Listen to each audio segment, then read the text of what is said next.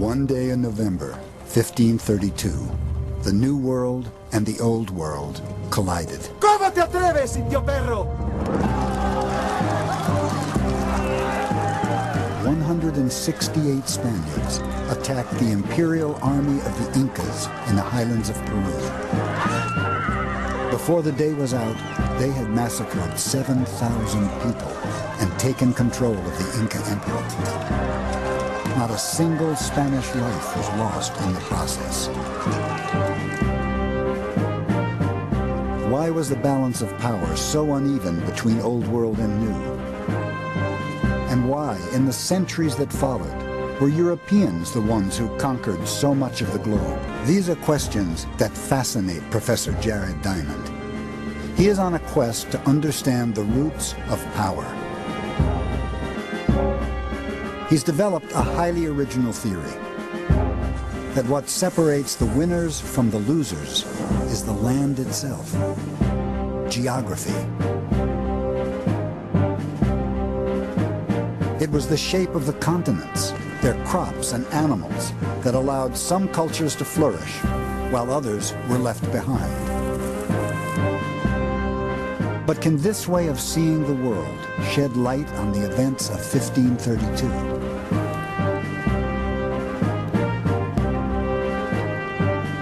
How can geography explain the conquest of the world by guns, germs, and steel?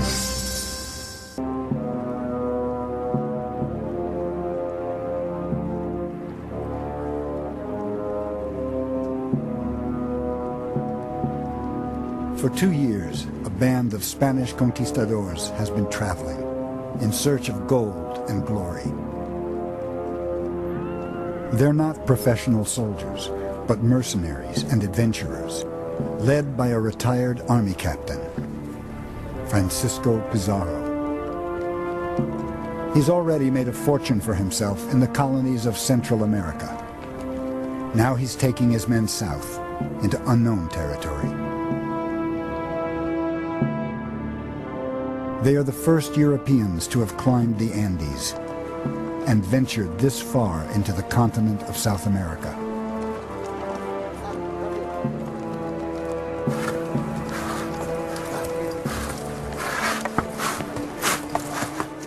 As they travel, they evidence evidence of a large native civilization.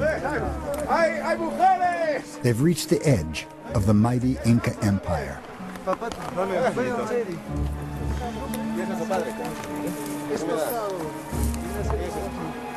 For Indians and Spaniards alike, any encounter is a clash of cultures. These Indians have never seen white men before and have no idea of the threat they represent. They can't imagine that within a few days, these strangers will turn their world upside down.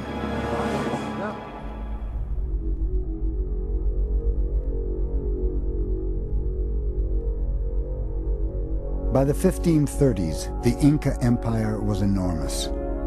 It stretched along the length of the Andes, from modern-day Ecuador to central Chile, a distance of 2,500 miles. But just 500 miles to the north began the colonies of Central America and the Caribbean, prized possessions of the Spanish Empire. At the time, the Spanish king controlled a third of mainland Europe, but Spain itself had only recently become a unified state, having fought off 700 years of occupation by Islamic Moors.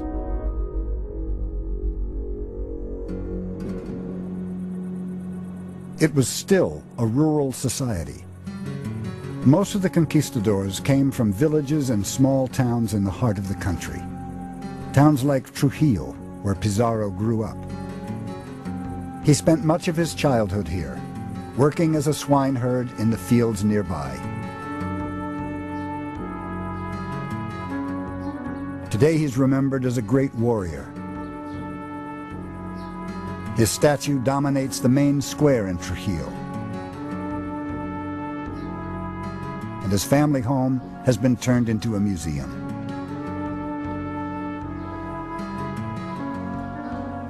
Jared Diamond has come here to explore the world of the conquistadors and understand the secret of their success. This is Francisco Pizarro, a Spaniard who conquered the most powerful state in the New World, the Inca Empire. Why did Pizarro and his men conquer the Incas instead of the other way around? It seems like a simple question. The answer isn't immediately obvious. After all, Pizarro started out as a rather ordinary person, and Trujillo here is a rather ordinary town. So what is it that gave Pizarro and his men this enormous power?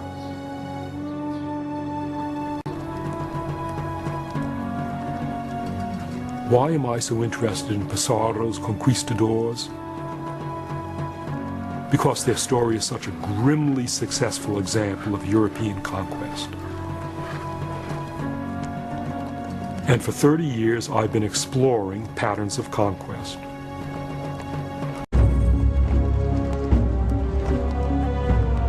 Horses gave Europeans another massive advantage. They could be ridden.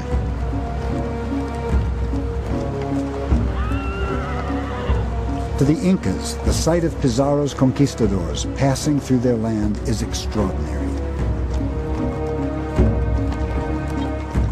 They've never seen people carried by their animals before. Some think they are gods, these strange-looking men, part human, part beast.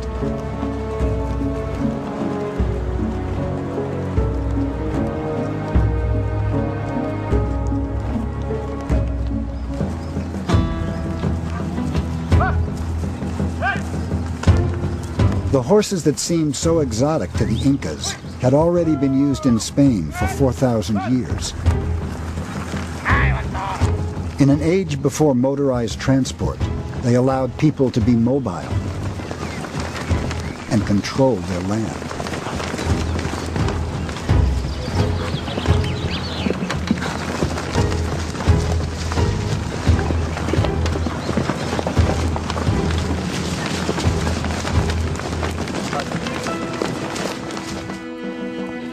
Cambiar a la otra mano, haciendo una pirueta. When Javier Martin is not herding cattle, he gives displays of traditional Spanish horsemanship.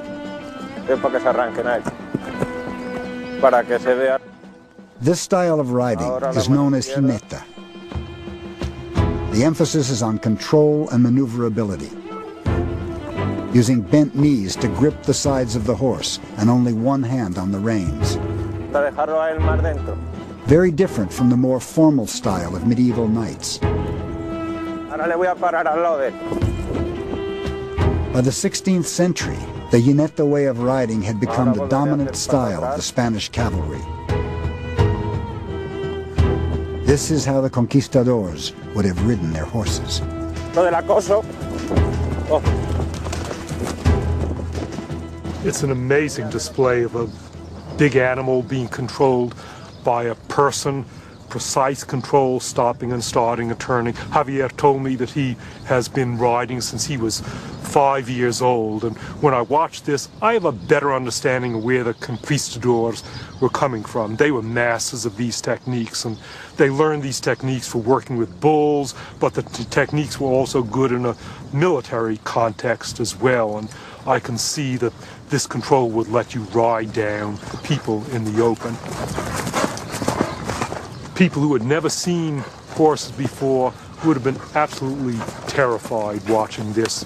It would be strange and frightening, and that's even before one of these animals is rushing towards you, riding you down, about to lance you and kill you. News of the godlike strangers on their four-legged animals is taken by royal messenger to the emperor of the Incas, who's camped in the valley of Cajamarca in northern Peru, guarded by an army of 80,000 men.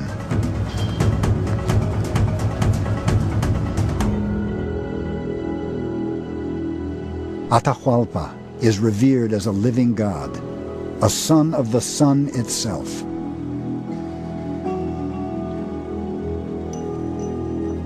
He's in Cajamarca on a religious retreat, giving thanks for a series of recent military triumphs.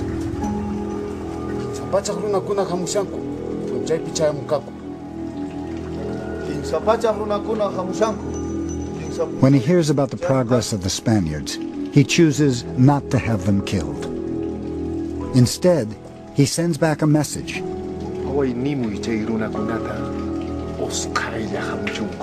He invites them to join him in Cajamarca as quickly as possible.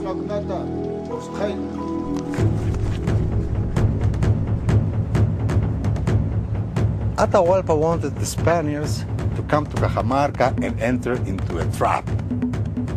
And to be sure that they would do so, he played like a psychological game with them, sending presents, asking them to come.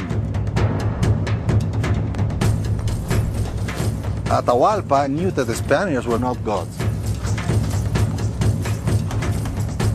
The intelligence reports speak of people wearing wool on their faces, like a llama, like an alpaca, that is, like an animal. Then they went from one place to the other wearing on top of their heads a little pot that has never been used for cooking. You need to be crazy to walk with a pot. But you must be beyond salvation if you arrive to a camp and you don't use that pot to cook. Atahualpa had an idea that these were subhumans. What could a few horsemen and 100 and so Spaniards do to the powerful Inca? Virtually nothing. But Atahualpa's spies don't realize that the Spanish are armed with some of the best weapons in the world.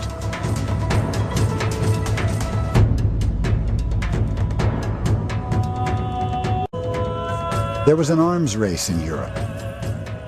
To survive, the Spaniards needed to keep up with the latest in weapons technology. Hey!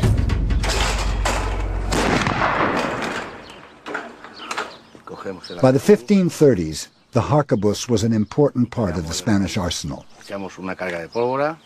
Gunpowder had originally come from China, but its use as a weapon was pioneered by the Arabs. In European hands, guns became lighter and more portable, and were used for the first time by foot soldiers on the battlefield.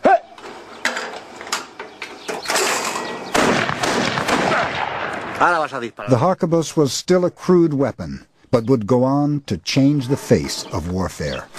To us, moderns, this gun doesn't seem useful for anything. It's like a joke. Its aim is terrible. It takes a long time to reload, and while the shooter's reloading, an assaultman would come in and kill him. But the Incas hadn't even gotten this far, and even this gun, with its sound and with the smell and with the smoke and with every now and then a person that it manages to kill, would have been terrifying to someone who had never seen this before. This would have been shock and awe, 1532 style.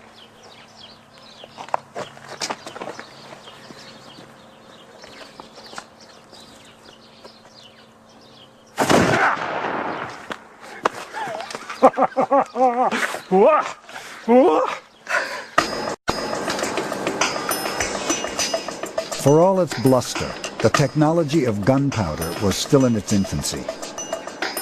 The real power of the conquistadors lay elsewhere, with the production of steel. Toledo had some of the best swordsmiths in the world. But why were people here able to craft deadly steel weapons while the Incas were still making simple bronze tools.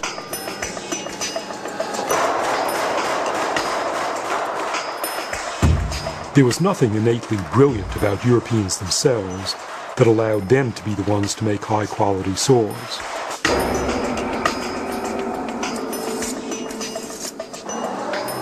Just as with guns, swords were the result of a long process of trial and error that began outside Europe. People started working with metal in the Fertile Crescent 7,000 years ago.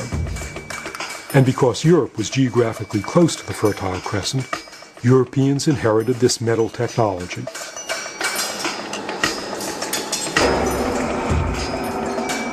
But they took this technology on to a new level.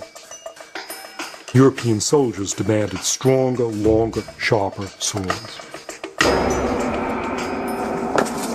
This is what a Toledo sword looks like when it's finished. This particular one is modeled on the sword that Pizarro carried.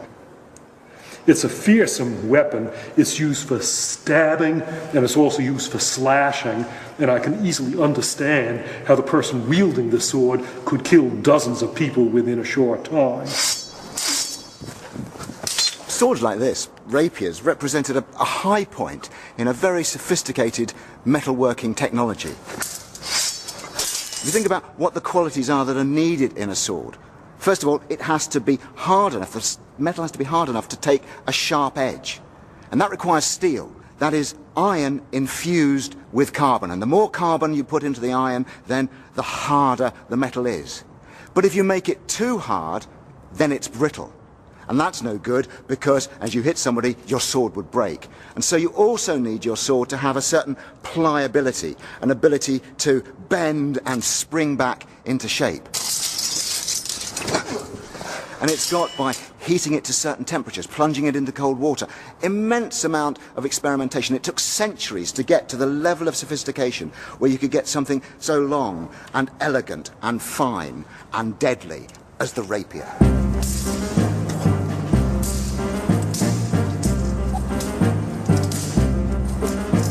The rapier, with its extra-long blade, was developed as a dueling weapon, but became so fashionable in Renaissance Europe, it was the sword of choice for any aspiring gentleman.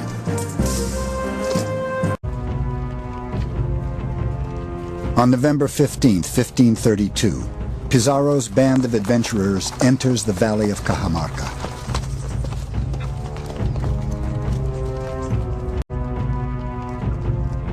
They've been told that Atahualpa is waiting for them here. But they're not prepared for the sight that greets them. In the hills beyond the town of Cajamarca is the Imperial Inca army, 80,000 men in full battle order.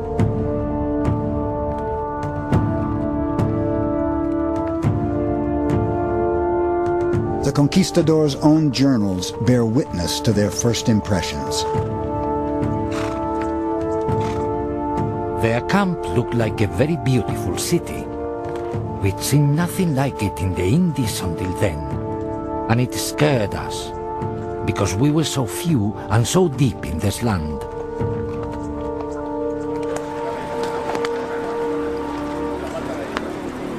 Pizarro sends a party of his best horsemen into the heart of the Inca camp. They are led by Captain de Soto.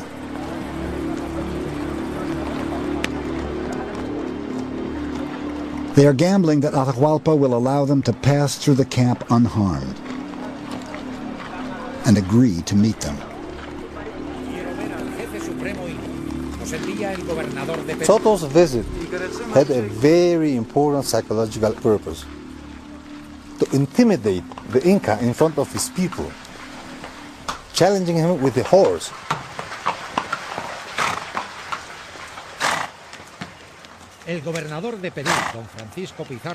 Atahualpa at first didn't react to Soto's presence, as if nobody had entered the room.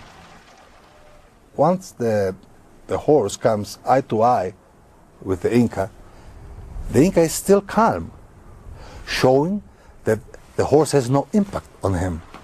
calling Soto's bluff. The captain advanced so close that the horse's nostrils disturbed the fringe on the Inca's forehead. But the Inca never moved.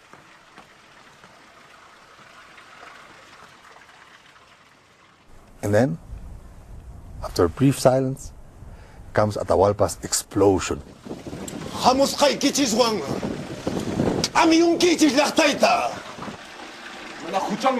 He was telling them, the time has come for you to pay. I understand this as the time has come for you to pay with your lives. Pakaring! Umalik ni Kichiswan tupasak! Umalik ni Kichiswan.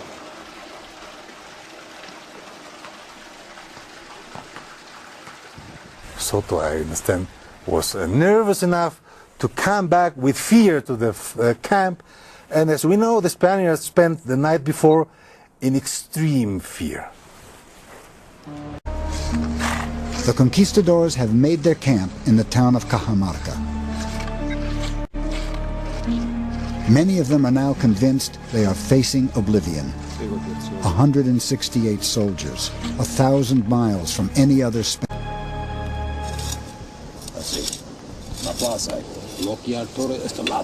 Pizarro and his most trusted officers debate their options for how to deal with Atahualpa. Pero hay un montón de soldados, capitán, no vamos a poder. Some advise caution, but Pizarro insists their best chance is to launch a surprise attack the next day. It's a tactic that's worked successfully in the past.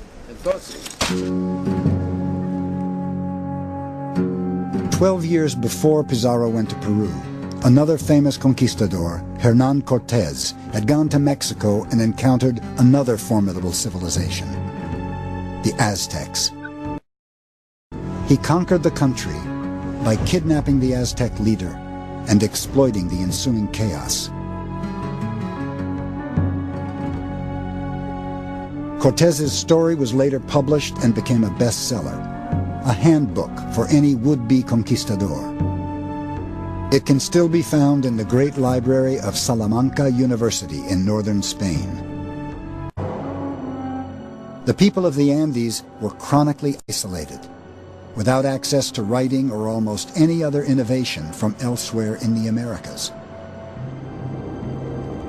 By contrast, Pizarro and his men were geographically blessed. As Spaniards, they enjoyed the benefit of technologies and ideas that had spread easily across Eurasia.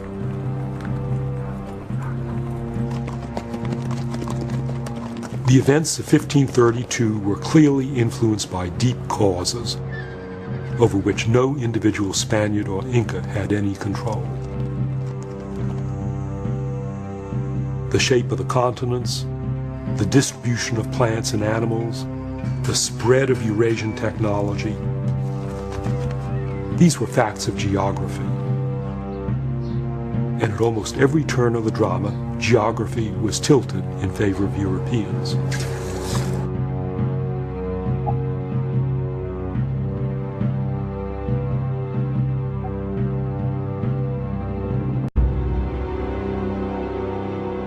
It's the morning of November 16th, 1532.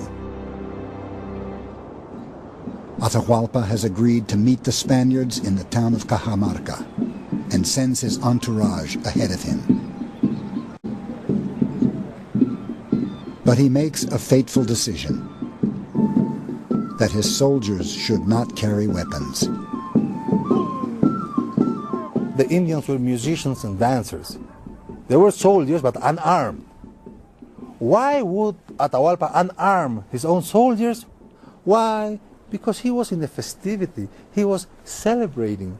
He wasn't going to war. He was going for a celebration so that the whole people could see how the alleged gods would run away in fear.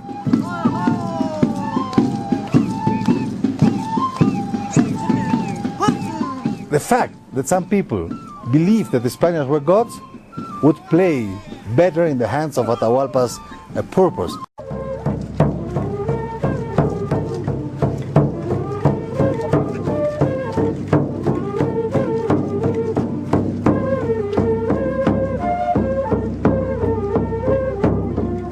Atahualpa and his men enter Cajamarca, the Spaniards are waiting, hidden from view. There were 5,000 or 6,000 men, and behind them the figure of Atahualpa seated on a very fine litter, lined with feathers and embellished with gold and silver. Many of us pissed ourselves out of sheer terror.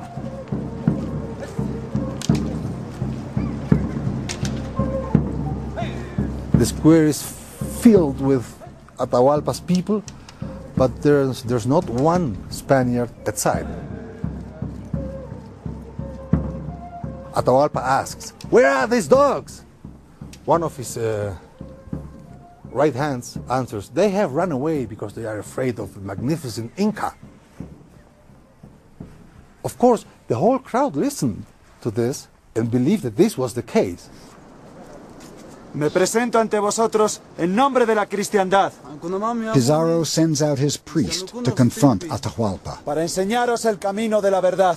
The conquistadors are obliged to try and convert native people before any resort to violence. Pinkanki sunkasapa. Nokakakani intech churingmi. Nokankani intitaitach churing. Manang imaparruanay kichu kay peja. Mi poder procede de mi Señor. Sus palabras están escritas en este libro.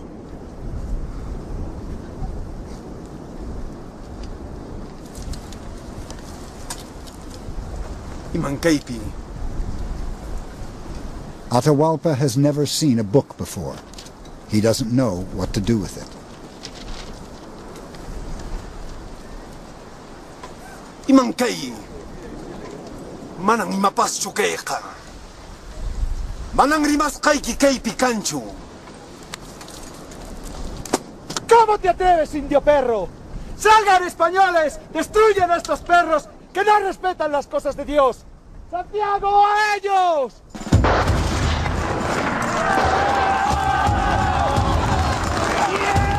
At that moment, with the crowd absolutely unprepared, the horses come. There was massive panic.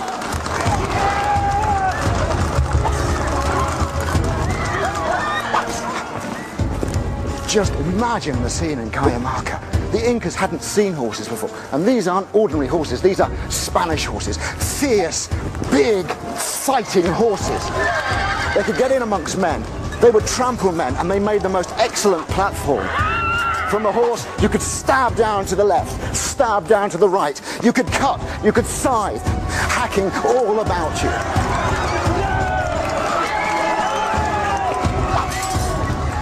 If only the Incas had known that what you had to do against cavalry was stand firm, then they'd have been all right. They had superior numbers, but they didn't know that. They fled, they broke ranks, and then the horsemen could get in amongst them, and they cut them down.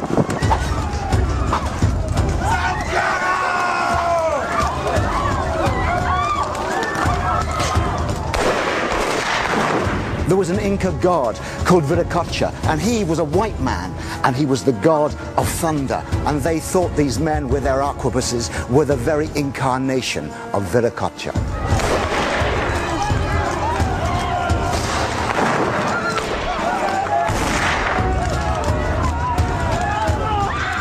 The Inca force was in his litter, helped by his carriers. As soon as they were able to do it, the Spaniards went after the litter, and they started killing the carriers. One carrier would fall, and another one would replace him.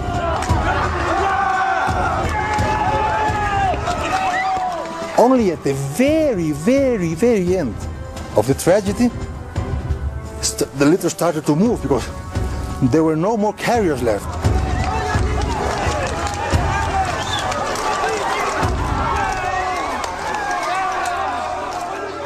As the litter falls, Pizarro himself captures Atahualpa. His plan has worked to perfection.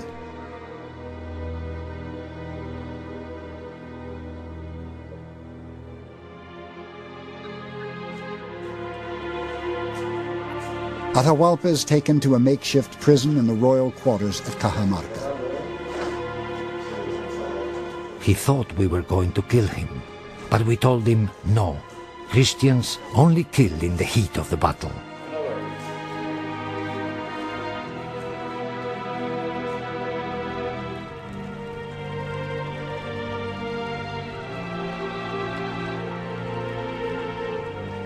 Outside, thousands of Incas are dead.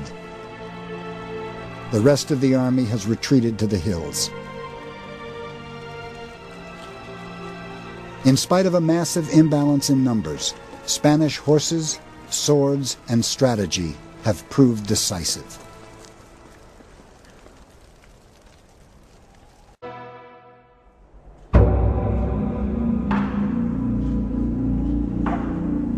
After the initial shock of his capture, Atahualpa became a cooperative prisoner.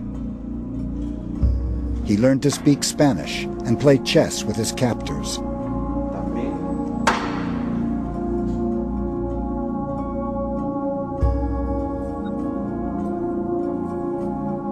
The Spaniards realized he was more useful to them alive than dead. He was allowed to re-establish his court and prison, as long as he ordered his people to accept Spanish rule. He also ordered them to melt down a vast amount of treasure. Pizarro had promised Atahualpa his freedom in return for the gold. It proved to be an empty promise.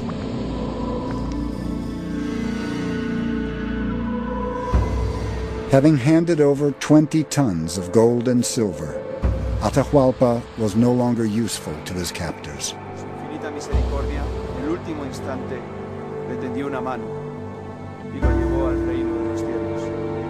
Ahora, recemos por su alma. He was garroted to death in the same square where so many of his followers had been slaughtered 8 months earlier.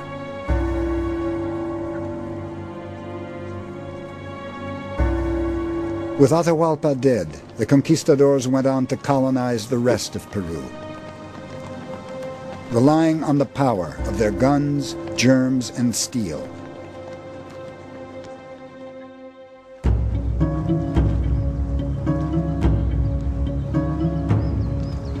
Gold from the Spanish colonies was brought back to Seville in southern Spain.